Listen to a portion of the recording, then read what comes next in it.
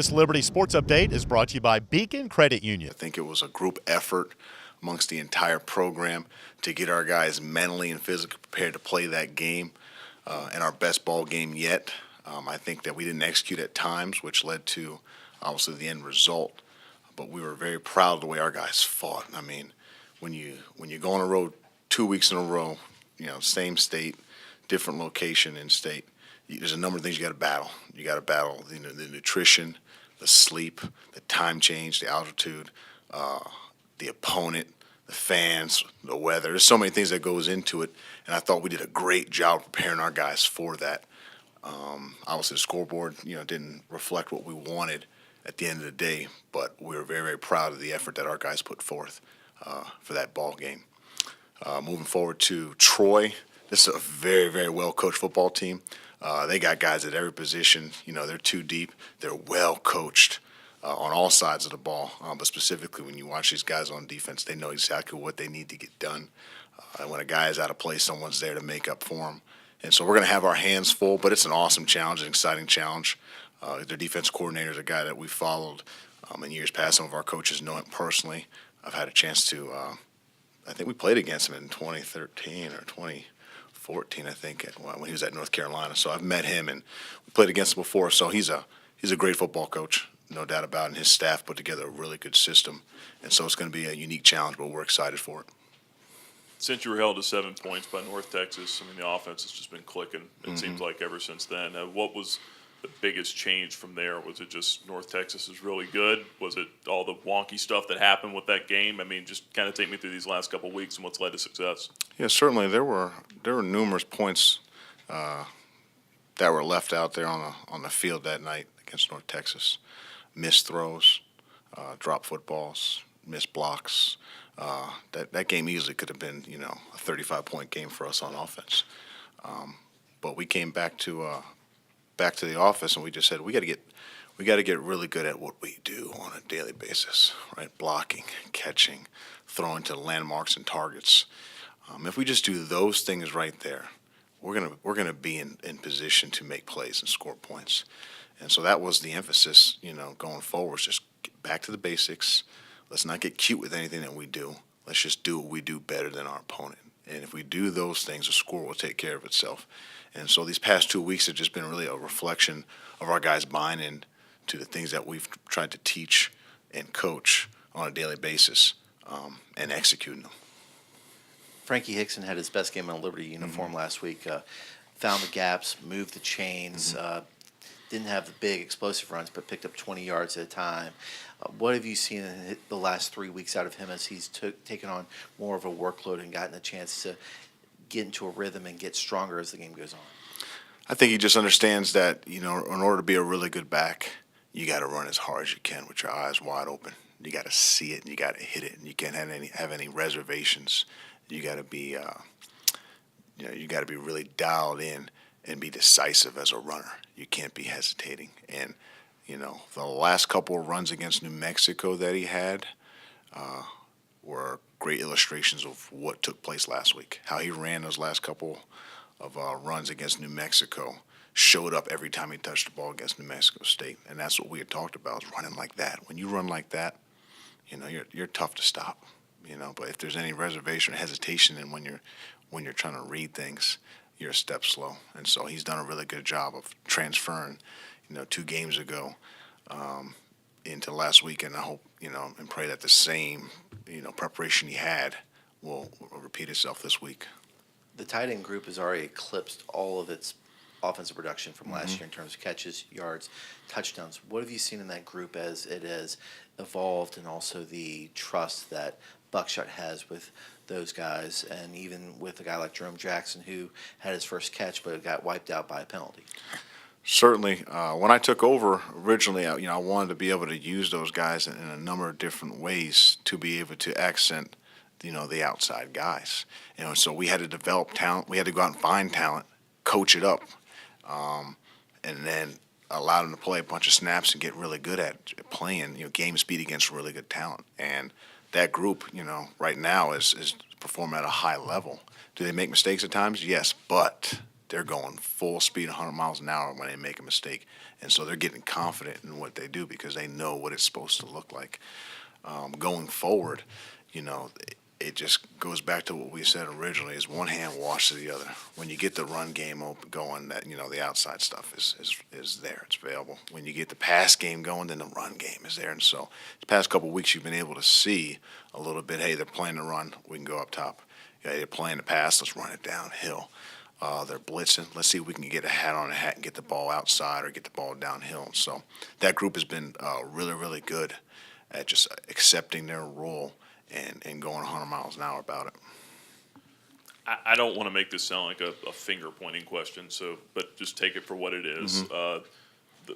To go out there and have performances like you've had on offense the last couple of weeks and still not get the win, how difficult is it to fight frustration with that and not having the outcome? Well, I think it's like anything else in life,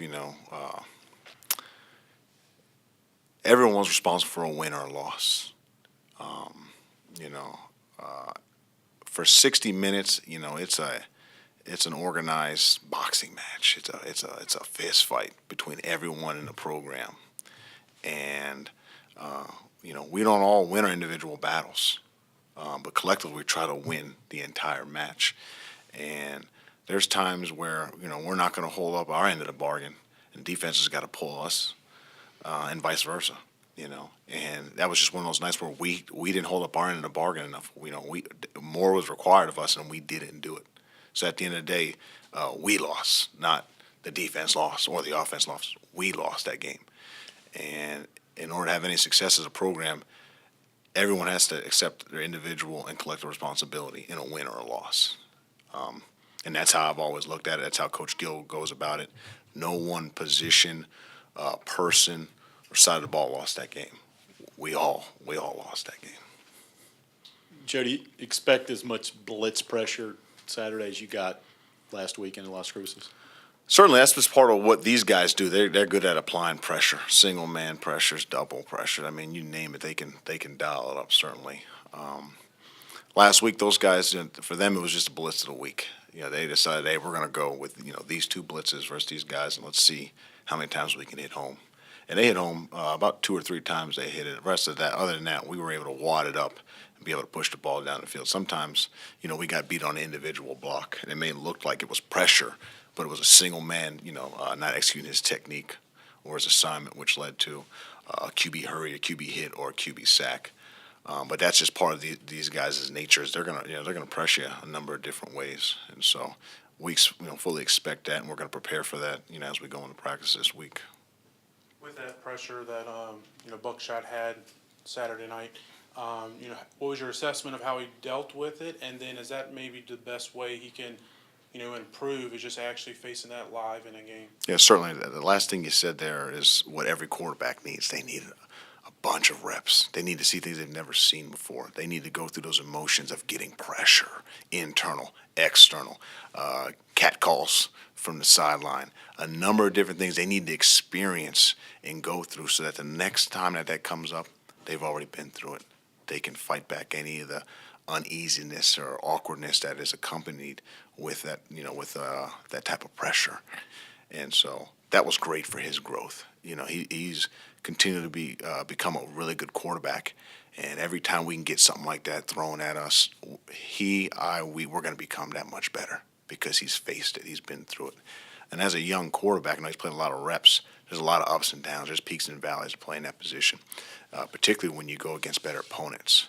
You're going to face things you've never faced before, and you got to be able to, overcome those things that second or within that series in that game in order to have success at some point further down the line. And so we welcome that uneasiness because we're going to get better as a team the more we face those things.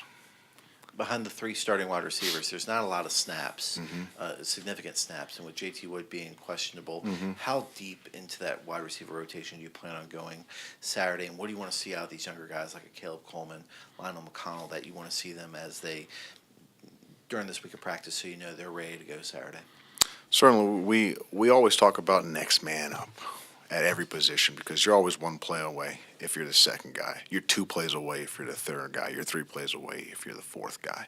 So your preparation from the spring, fall camp, and then going into the season, it matters. It shows back up when injuries occur.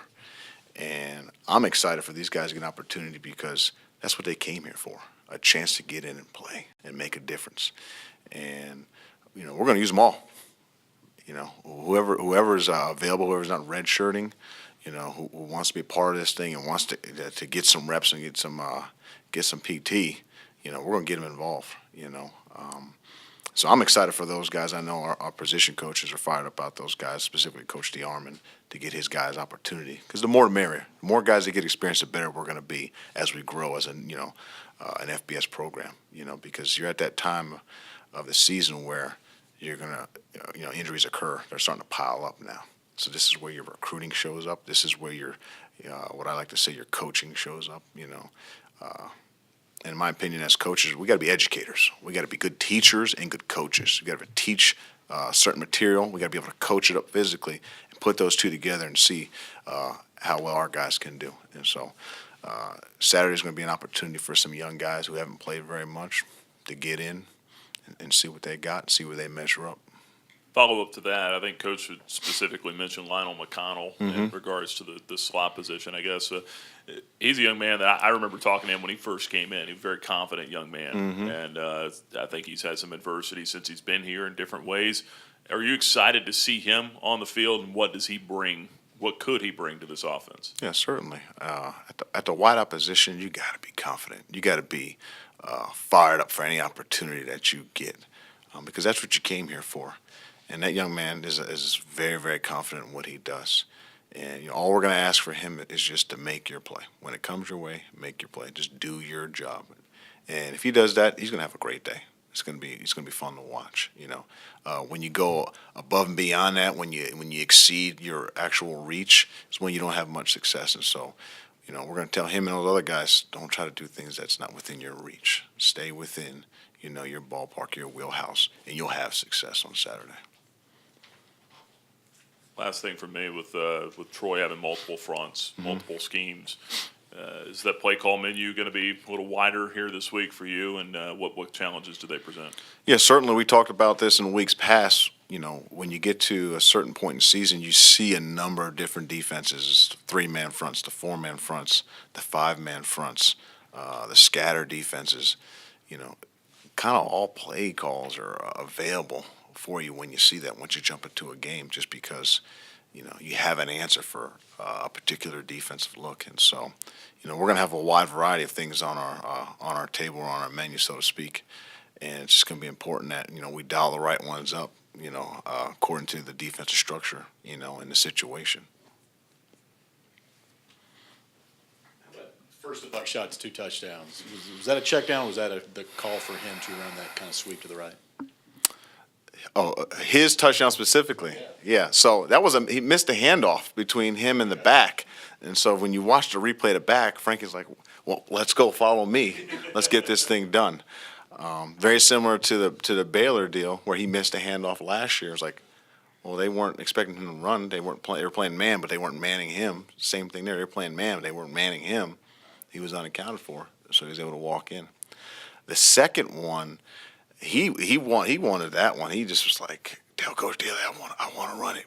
I'll get it in there. I promise you, we'll get it in there. Yeah. So I loved hearing him say that and call for his number, because it's growth. Yeah. How many times do you get into a situation where for a fact that you can deliver? There's not many of those situations. So when you do get put in that situation, it's like boom. You want to see a guy execute like that, and he did a good job. All those guys did, don't get me wrong, but that was growth for him to say, Coach, dial my number, I'm going to deliver.